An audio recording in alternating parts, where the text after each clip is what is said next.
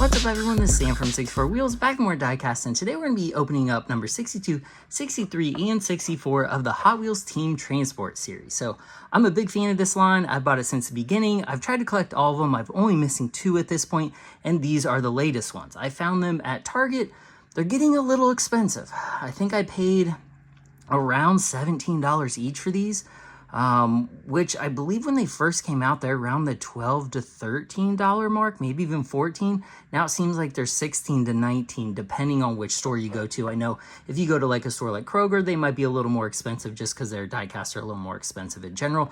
But I was lucky enough to find all 3, so I went ahead and scooped them up because I know that's kind of a rarity nowadays. But this is one of the coolest waves, especially if you're a fan of American Muscle, because this is probably one of my favorite team transports so far. So we'll go ahead and take a look at them, and then we will open them up.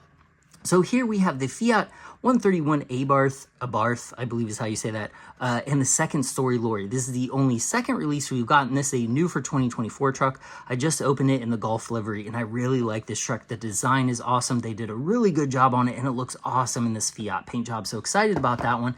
And then this one, I'm so pumped about this. I love old Mopar stuff, Plymouth, Dodge, anything. I just think this like color with the yellow, orange, and red, and the blue just looks so good together.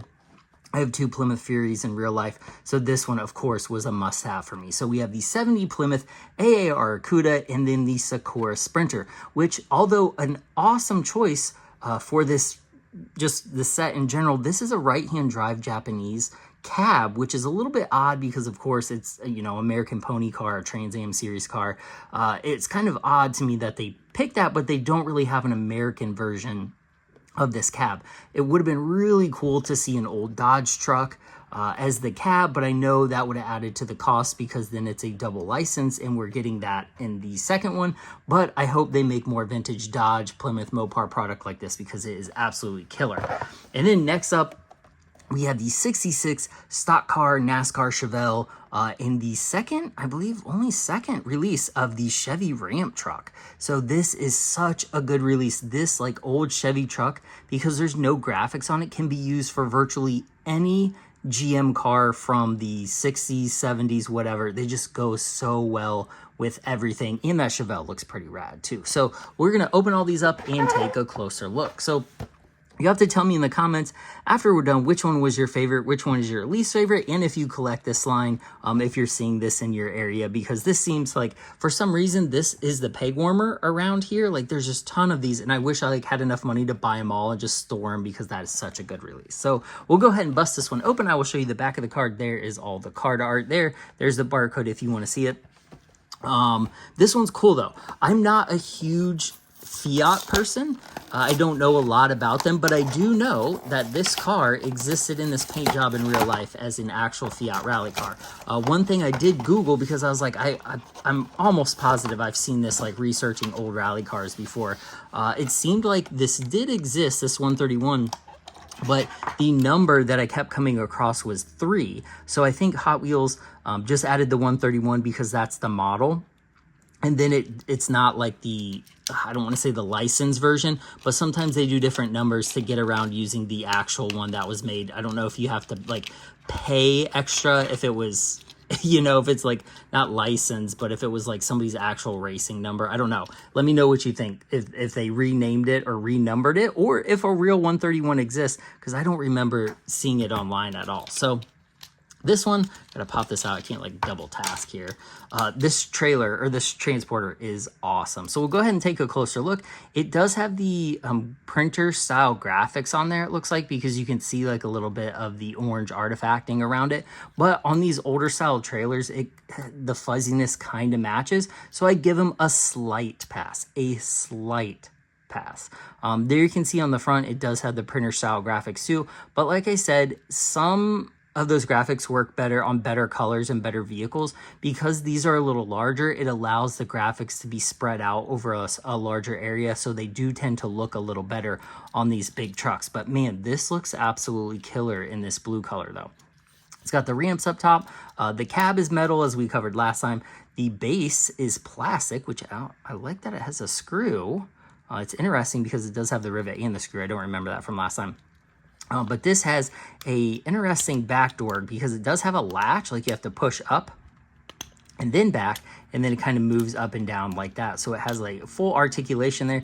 And then this bottom piece does go back in here if you wanted to. The only gripe I have about this transporter, which I'm sure a lot of people do too, is that when you set it up here, there's nothing really to stop it from rolling. And when you do it down here, it's the same thing. The car can roll in and out like this. There's no like tire spots to hold it down, which on a lot of them, just like the Ramp truck, they do have those tire spots. So I wish they did kind of do that for you so they wouldn't roll back and forth. But these are more of adult toys or adult collectibles rather than toys. So you're not really going to be like rolling them full speed. And even if you were playing with them, this isn't going to be a super fast car. You're going to go slow. It's a transporter anyway. So you're not going to be like sliding it or drifting it or jumping or anything. So as long as you're careful, the car will stay on there. But if you're an aggressive desk roller, that might pop off or hit the front and back and stuff, you know how it is. So this looks good. All right, let's look at the car.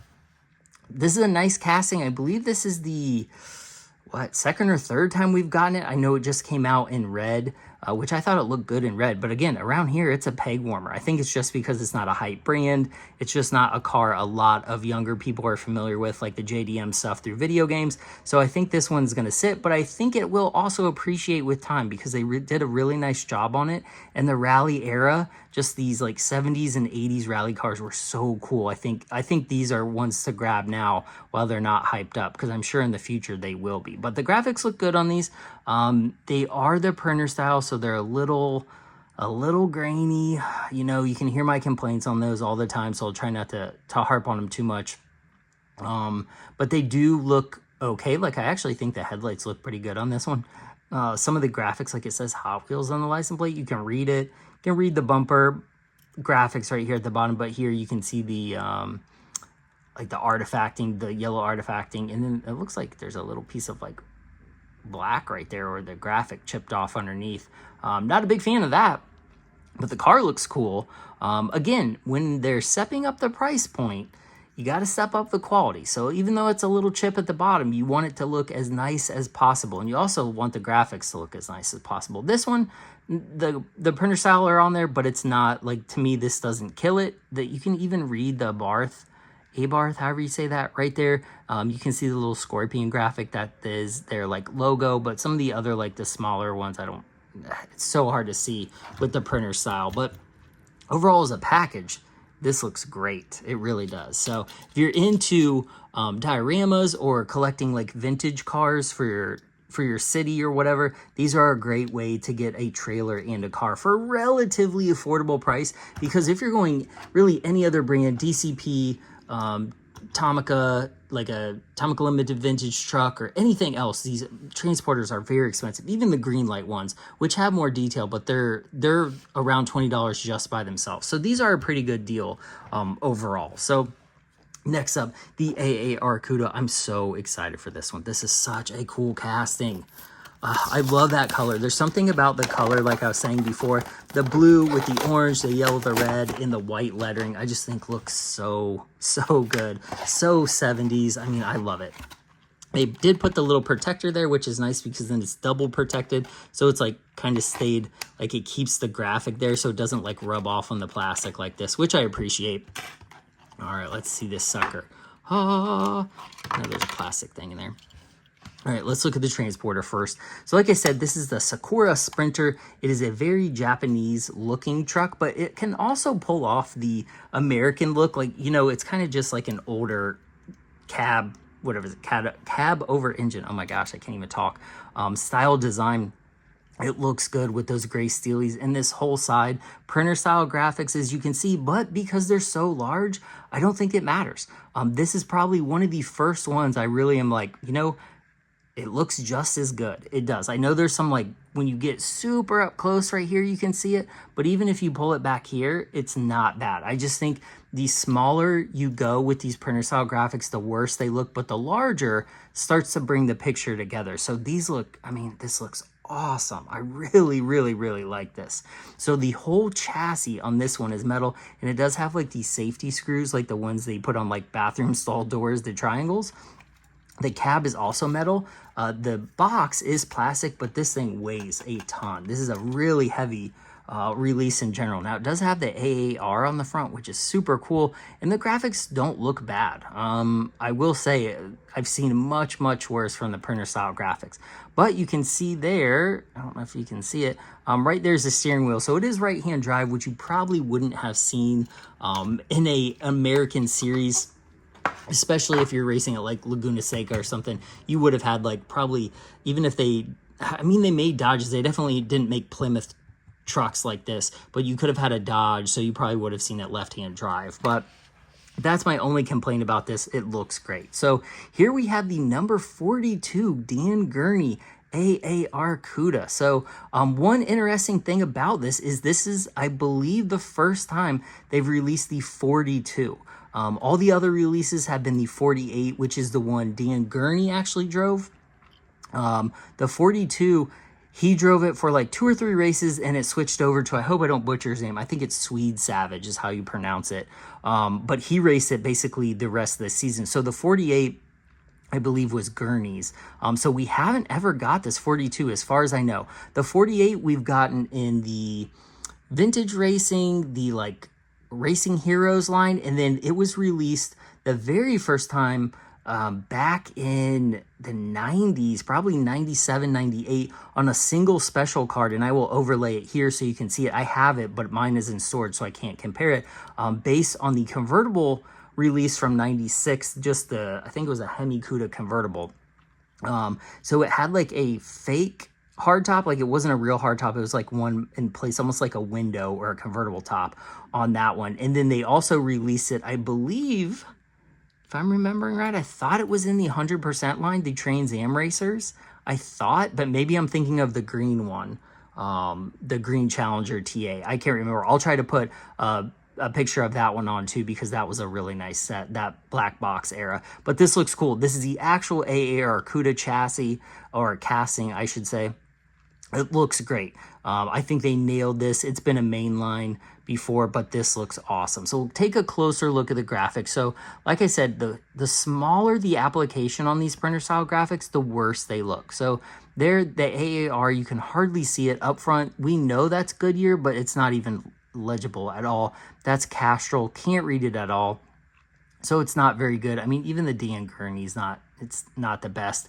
The window trim, I think, is where you notice it the most, because it has that like peppery, pixelated look. I hate that. But the car itself, like up front, again, not that bad. The front bumpers, the pixelated graphics as well, it doesn't look good. But just pulling it back to right here, it kind of saves it a little. So when it's on your shelf over here, you're not going to be able to notice. It's really only when you put it up close. I hate them, but that's not going to kill this release for me, because I think it just looks so good otherwise. I just really like this casting. In the truck, like the duo right here, this is such, like, don't sleep on this casting.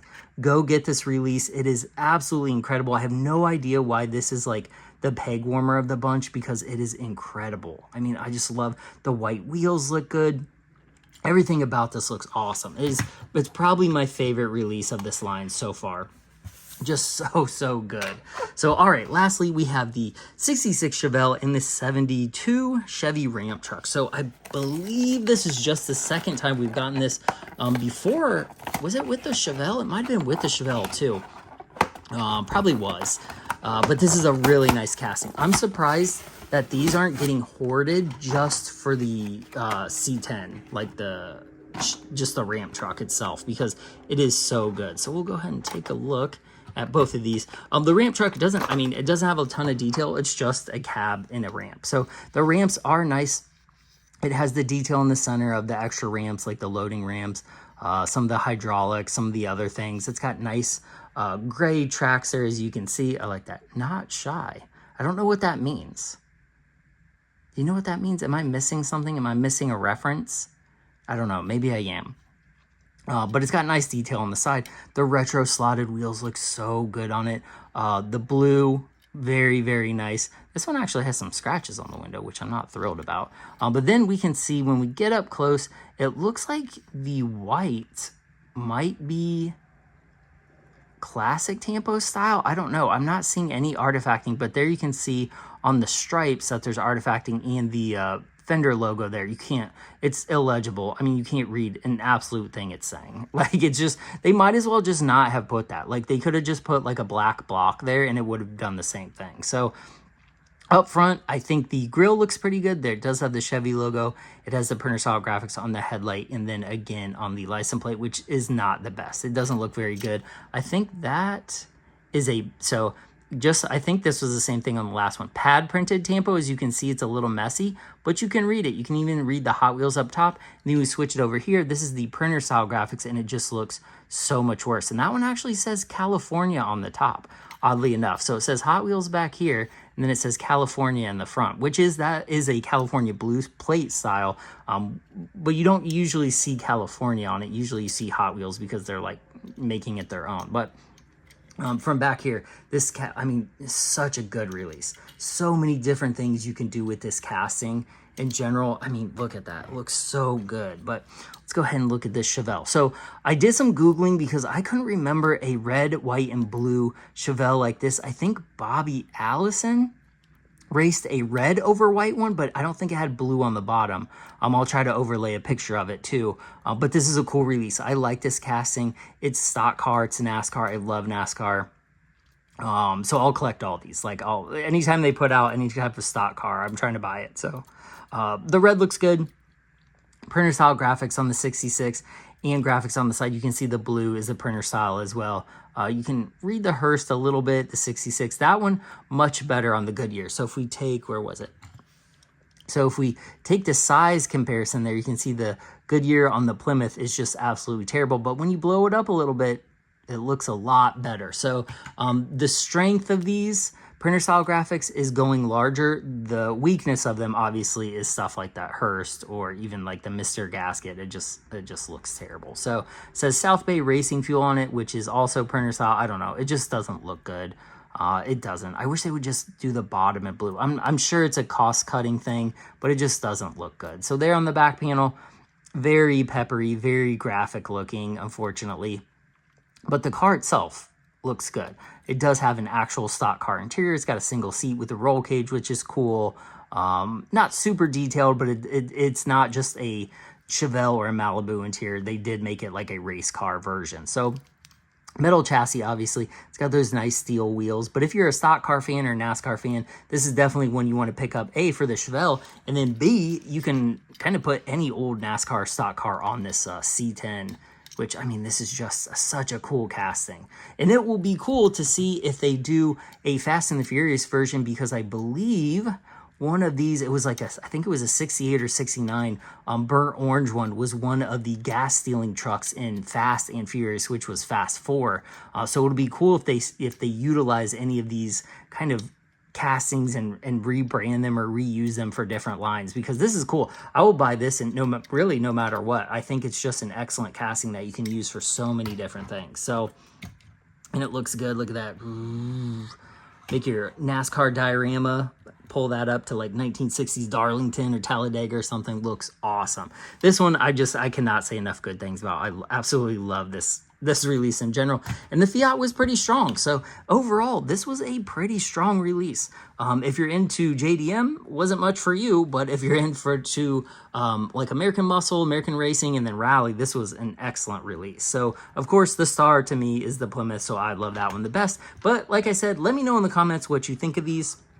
All three of them, which one was your favorite? Are you skipping all of them because they're not your thing? Are you more JDM or Euro or something like that? But to me, these are just a great trio of castings. So I really appreciate you watching. This is Sam, 64 Wheels. Like and subscribe as always. I will have more Team Transport, more Matchbox action drivers, more everything coming up. I even bought a Dukes of Hazzard lot of cars. Some of them are very rare, so I will have to do a video on those. I just got those in the mail today, so I got to kind of look through them and plan a video out to do them. And I also need to open that Hoonigan IROC back there and do a video on that, because that's a remote control car, which I'm looking forward to opening. So until next time, I'll see you guys in the next one. Thanks for watching. I'll talk to you later. Bye.